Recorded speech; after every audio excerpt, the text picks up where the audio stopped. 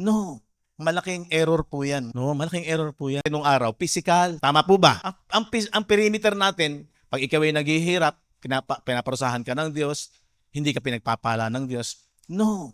Malaking error po yan. No, malaking error po yan. Ang katotohanan, kahit na minsan ano man na minsan problema dumating sa buhay, no, mananatili dapat sa iyong isipan ang katotohanan ng aral ni Kristo. Maliwanag sa iyong puso't isipan. Amen po ba? Diba? Kaya napaka-importante po nung conscious ka palagi. Yung pinag-aaralan mo, nakapahayagan ng bisa ng ginawa ni Kristo, lagi kang conscious. Huwag mawawala sa isipan. Bibigyan ko po kayo ng halimbawa. Sanay tayo. Di ba sabi ng Bible, 2 Corinthians 4:18 ba? While we look not at the things which are seen. Ano yung mga bagay na nakikita? Physical, material, literal. But at the things which are not seen. Ito nga yung mga bagay na hindi natin nakikita kasi nangyari yan sa ating espiritu. Hindi nakikita yan sa ating visible eyes.